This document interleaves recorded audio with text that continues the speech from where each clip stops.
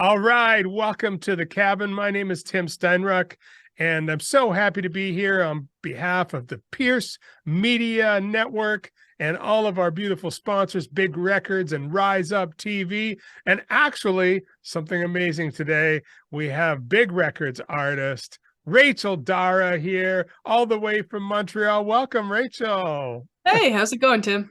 It's going really good, really good. So awesome to have you here. So You awesome to be here. you and I have known each other for a little while now. Yep, about 2 years, I'd say. Yeah, about 2 years. The cool thing is that, and I just want to speak a little bit about when we met. It was during the pandemic, and you were doing a lot of Facebook Lives. It Uh, was COVID from concert. Yeah, these home concerts, and I absolutely fell in love with your voice, and of course in your dad's voice too, because your dad Jason would sing some Bon Jovi with you. That was always one of my favorite requests. That was always very fun. And it really, what was awesome was that here we were in the middle of the pandemic. We couldn't really see people, but and go and make new friendships. But I was making new friendships online. And I really fell in love with your voice, with your music, with your vibe and everything. And so it became like this thing that I look forward to every single week. And I remember it so well. It's just such an awesome memory. I love it. Tell me about that time during the pandemic and you deciding to do those concerts at that time. So I'll be totally honest with you. It was a tough time. Like I was at home. Most people were at home, but everybody, especially here in Montreal, all the kids were going to school, and I wasn't going to school. So I needed something to look forward to, and I was just pumping out these songs, and I needed people to hear them, and people needed to hear them as well. So I got to put on these COVID concerts every Saturday night, and I would look forward to them every week. And I loved putting on a show for people from my living room or from our basement. And I got to connect with people from all over the world, and I never thought I'd be able to do that. And as it also gave me an opportunity to practice, like I was stuck at home. But you don't learn unless you live it. So I could sing as much as I want to, but it'll be in my room with nobody watching. But here I'm going to be on live, and I'm going to know how to interact with people, and I'm going to know how to present myself, and I'm going to know how to carry a show on, even if I'm not, on stage, which something I've been working on right now that I'm able to be on stage. But yeah, back in the day, I couldn't be. So I found this new way to connect with people through Facebook, Instagram, and sometimes YouTube. And what do you think you took away from that? How did that really develop who you are now as an artist? Well, it taught me that I could be resilient as not only a person, but as an artist. And I learned that nothing is a barrier, The pandemic hit, and not only me, but thousands of other artists found ways to develop themselves. People blew up during the pandemic through social media, through live streaming, etc. And I got to, I mean, I didn't blow up, but I did meet some awesome people like you through live streams, through COVID concerts. And I'm grateful for that, even though it was a tough time for me and for my family. It was great because I found a way to flip it around, and I found a way to connect with people via social media. Beautiful. Yeah, I mean, for me, the pandemic was probably one of the most amazing times in my life. I know it was tough for a lot of people, but making those connections with people like yourself, I really feel was, a real true gift. Um, we Yeah, I joined Big Records at that time, which is your record label now Yeah. also. And so we started working together, and something really special happened, that really sort of exploded your career in so many ways. Maybe you can talk about what kind of happened after we sort of developed our friendship. So this really cool guy named Tim Steinruck was connected with another really cool guy named Don Coleman, who was connected with another really cool guy named Mark Howard. And this really cool guy named Mark Howard just so happens to be a very accomplished Canadian record producer. And Mark Howard was looking to make an acoustic lifestyle album with an artist, and he was connected to Don, who works as a booking agent, but is also an awesome musician. And Don reached out to this really cool guy named Tim, who's connected with this really cool person named Rachel. And Don goes, "Well, my friend Mark is looking to make an acoustic lifestyle album with somebody. Do you know anybody?" And then the magic happened. And I ended up driving 18 hours to Cape Breton, Nova Scotia with my dad to make an album with a Grammy Award winning producer. The Next Big Invention, my title track. Beautiful, beautiful. I know it's expect miracles. I always say that's how I live my life, Yeah, and that was truly a miracle. it was. Speak a little bit about that experience, about A, driving all the way there with your dad, and then B, having that experience of recording with this very legendary producer. Well, the drive was pretty cool. I like to joke around with my dad and say I'm a time traveler. I go to sleep in Montreal and I wake up in New Brunswick. Um, so I'm a car sleeper, but when I wasn't sleeping, I was documenting my travels on video. And I have some of those videos, and I sometimes look back at them and they're very cute. I wanted to post them on social media and stuff. I think I will once the album's out. I need to gather them and, find them. But I really like the drive there, and we ended up stopping in Fredericton, New Brunswick for a night when we were driving in there. Went to Long and McQuaid, picked up some cool stuff. They have such a cool store there. And yeah, we slept there for a night. We drove to Nova Scotia the next day. It was a 10-hour drive. We made it there. I was exhausted. And we got to Cape Breton, we got to Sydney, and we were walking on the boardwalk and we saw a group of elderly musicians, and I was just intrigued by them, and I went to go talk to them, and they call themselves what do they call themselves? Tapers. They call themselves Tapers.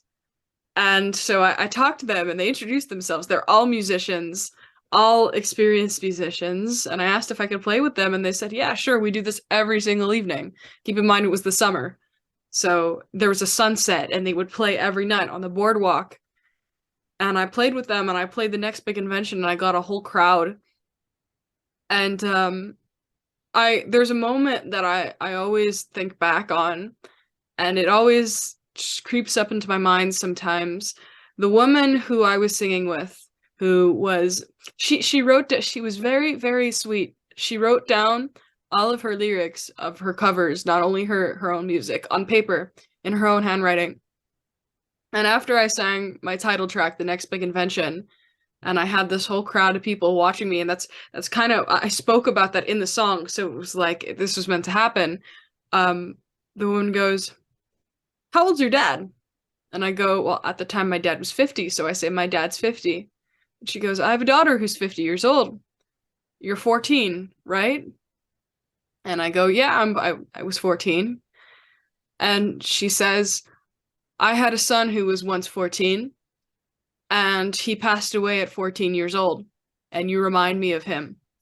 And I was just blown away, because I knew, how else would I have been there in the moment if it wasn't for everything that I've done? How else would I have met that woman and made an impact on her? And just the fact that I made an impact on her and I didn't even know this part of her life just still blows me away to this day. And really, the people who I met there were just really special. Just special. Yeah. There was, again, that whole miracles thing just continued on, and that beautiful synchronicity. I know that that you really believe that there's a guiding hand that sort of guides all of this along, right? And I know that you really felt that at that time. Tell me about sitting with Mark Howard and that experience of working with a producer of that caliber. Mark's a super chill guy. For someone who's met so many people, he's really, really chill. And you know, he was telling my dad and I stories. There was an artist, don't remember who it was, but he came in with see-through plastic pants and no underpants. So he's really met everybody. I, as a somewhat energetic 14-year-old, was kept alive on Twinkies, and he really didn't mind. I had like 4 Twinkies. Do not recommend, but I had like 4 Twinkies, 5 Twinkies a day to keep me going. Powered by Very Twinkies. good. They're very good. It was actually the first time I had them. But Mark, I remember the first song we recorded was a song called Rich Love that isn't out yet. And then every time we would finish recording a song, Mark would sit me down on his chairs, on his comfy chairs, and he would play back the song, the recordings, and I would listen to it with headphones. And I took the headphones off after we recorded Rich Love, and we just sat there talking. And he goes, you know, you remind me of an artist I produced. Her name's Joni Mitchell. You write like a 40-year-old woman, and you're 14. And I really like that compliment, because sometimes I feel like a 40-year-old woman. Sometimes I feel I like to complain about things, and sometimes I do that in my music. And I really like that Mark was able to pick up my writing style, and the fact that he compared me to Joni Mitchell is big. And at the time, I knew who she was. I never listened to her music, but I knew who she was, and I still knew how big that was. And then when I got home and I home to the hotel and I listened to her album Blue, I was like, wow, this is a very accomplished Canadian artist, and he's comparing me to her. Wow, that's amazing. And so you signed with big records, Yeah.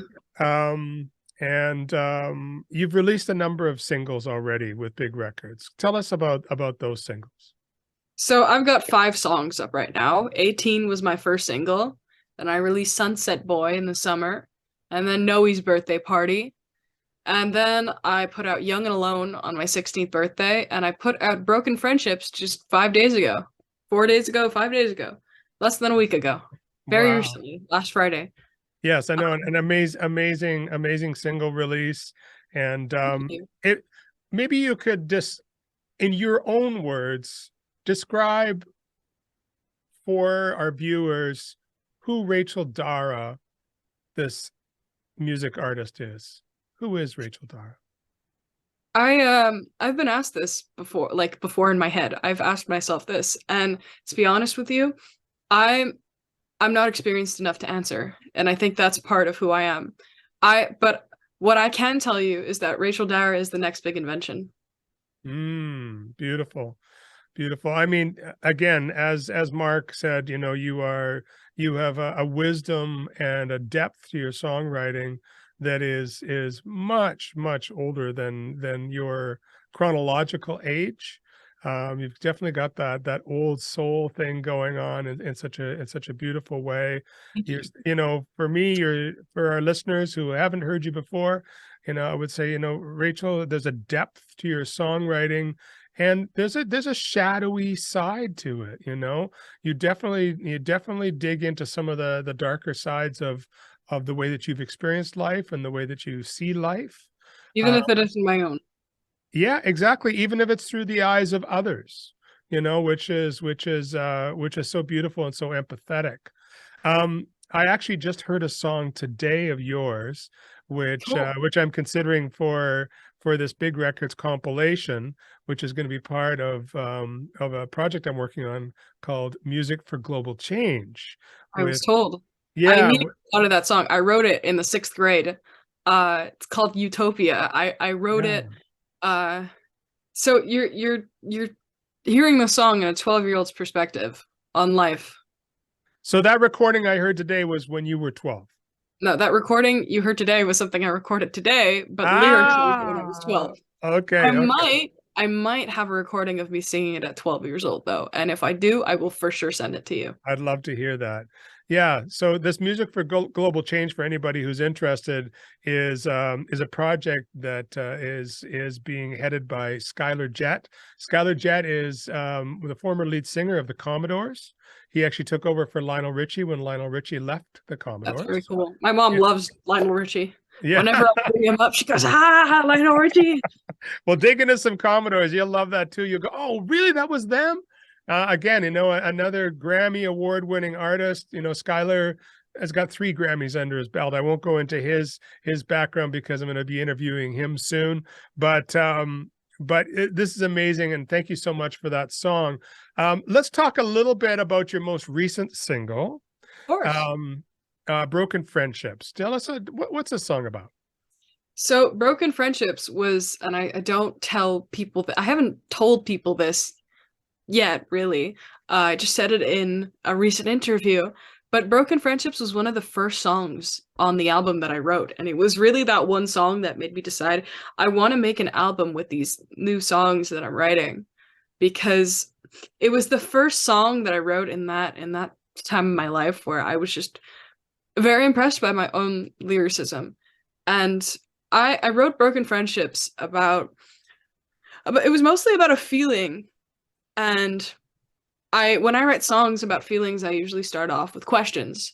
Why? And that's how the song started off. And I really wrote it about, like, why why why was I in the situation where I was at home with an immunocompromised family, um, at a time of my life where people are changing, and why did many of my friends abandon me at that point in time? Why was it happening? Like, what happened? Why was it happening? And that's what I wrote it about. Questions. Hmm. Beautiful, My beautiful. perspective on situations like that. Hmm. Hmm. Yeah, I mean, sometimes I forget. You're 16 now, but I sometimes I forget what your actual age is because I see you so much as a peer, and kind of feel like we're the same age, but we're not. So I kind of, I forget that, hey, you're still actually in high school, and Yeah. you're a teenager and all of those things. So there's all of these feelings that are coming up for you that are unique to you because of where you are. My daughter Maya, as you know, is 12.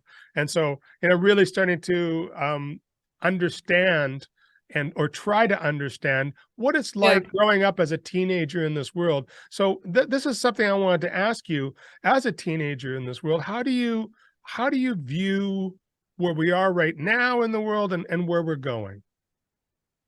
Um, I've actually never been asked that question before, but as a fully honest perspective, I think there's a lot of parts where we're getting better, but a lot of parts where we're going downhill. So we're really going like this. Mm, And there's a very positive and a very negative perception on everything. And I can't speak for the entire world because I'm here chilling in Montreal, Canada, and I'm very lucky to have been born and raised here.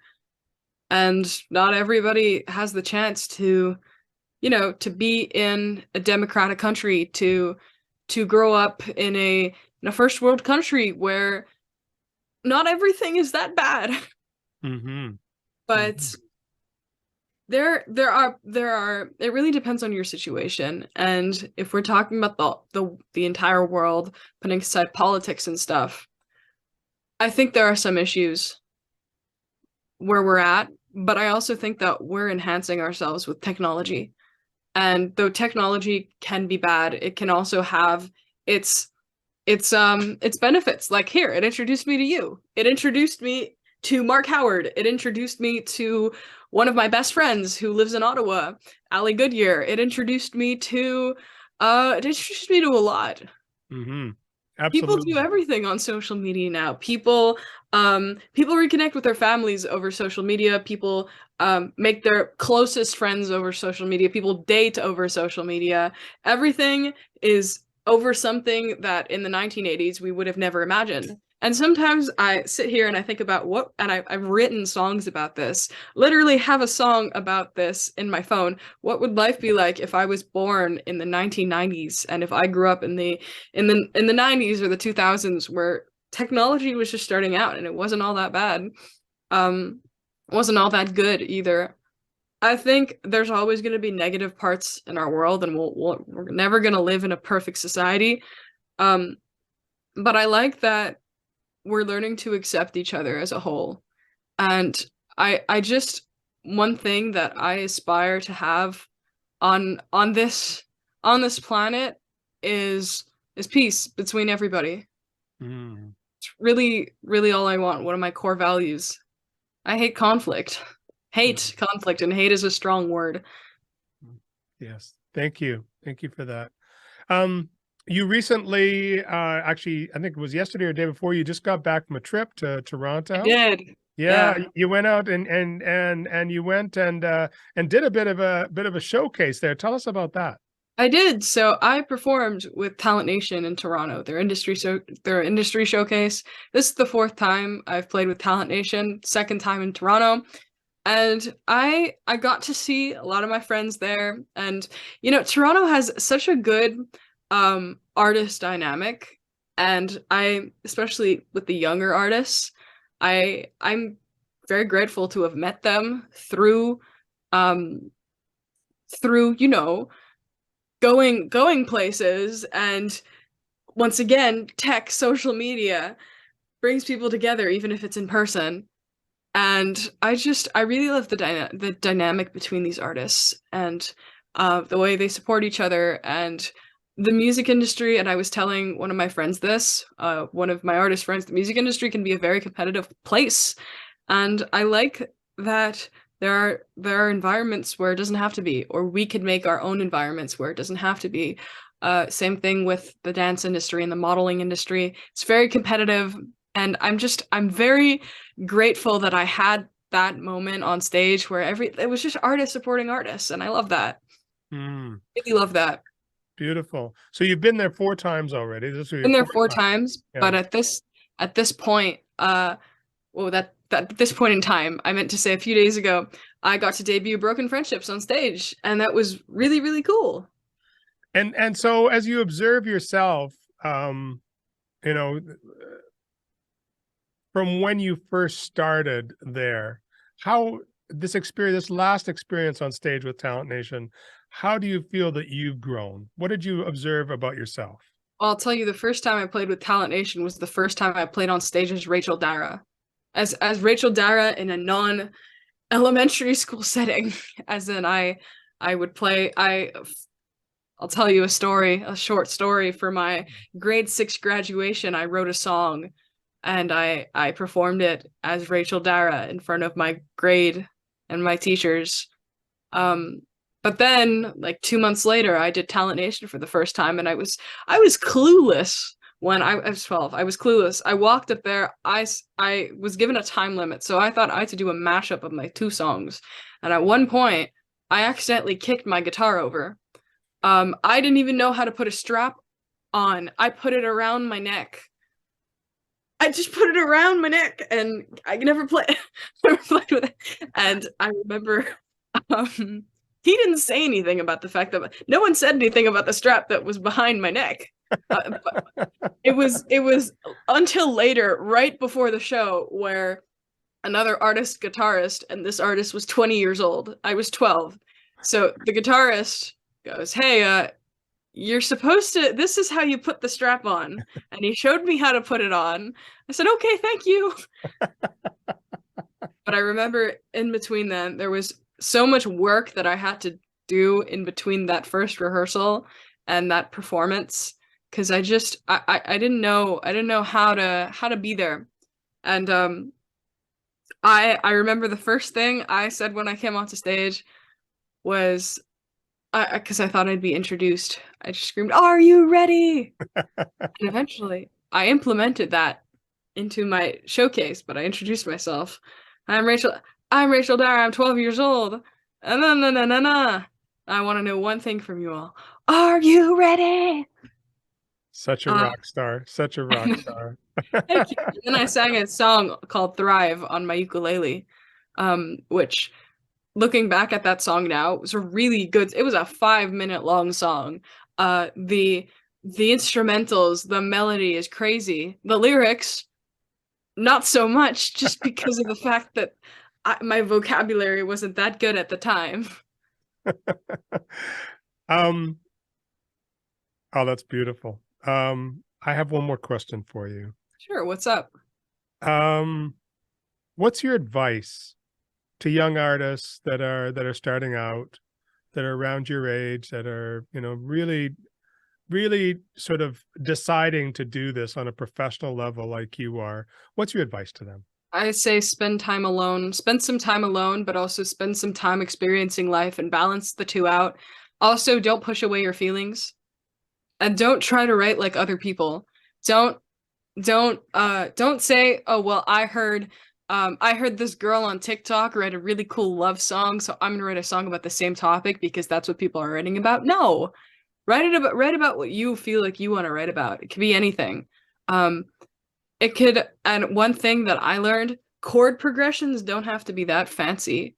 Don't go out of your way to come up with something no one's ever heard. Come up with something that you feel sounds right. Um and just be in touch with yourself as a person and have fun. If Mm, you don't do it, I had an interview with Phil Kranz from Georgia the other day, and I was telling him that I do this because it's fun, and he said, "Well, a lot of people do it for fortune and fame." So I'm putting it out there. Don't do it for fortune and fame because it's most likely not going to happen to you, and even if it does, it's not all that worth it. There's bigger reasons to be an artist. beautiful. Wisdom beyond your years, my friend. Um, Thank you, Tiff.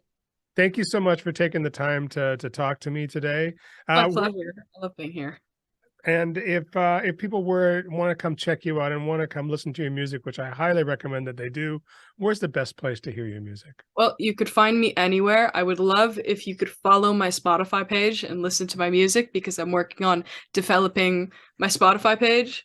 I'm trying to hit 1,000 monthly listeners, and I'm trying to build my traction there. And if you want to find me on social media, all my links are on my website, racheldara.com.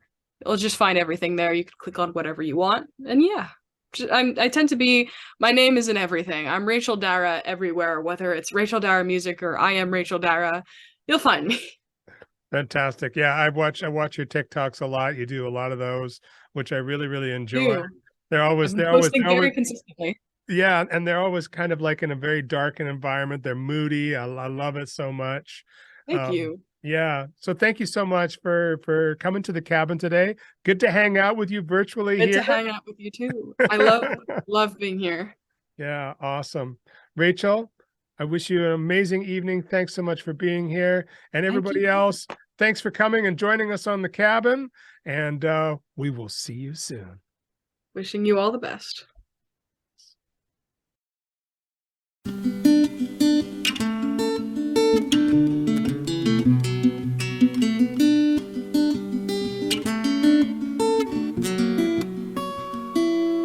We spent years of rainy days leaning against each other's shoulders. Little did I know that you would change. Oh, you knew everything about me as a kid, and we got older, knowing all the thoughts inside each other's brains. But what happened to you and I? We used to be up in the sky, and now we're almost buried under earth. And now with her you spend more time, but she was never really wise. So why have you switched over now to her? Yeah, you should know better. I have better qualities, and they say broken friendships is part of being young like me. I can't lose you, and if I do, I'll lose myself a little too. This should never happen. I never believed in broken friendships. Never believed it, never believed it, never believed it.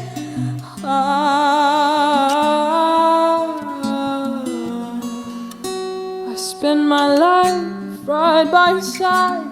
You were always right by mine, but now you constantly are spending time with her. And I just won't apologize. I did nothing that was a crime the last time. When I did that, I just made it worse.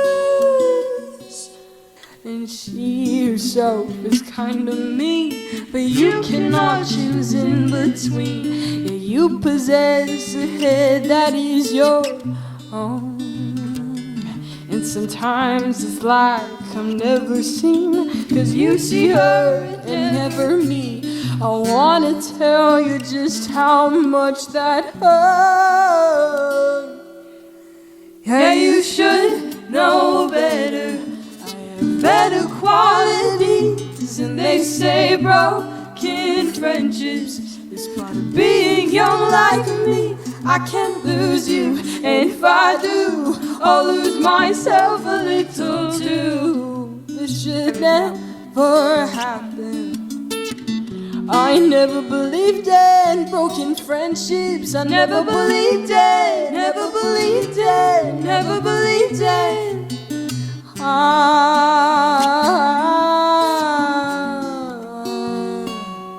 And I tried my best to make it work, but you don't want both of us, only her. She did nothing compared to what I did.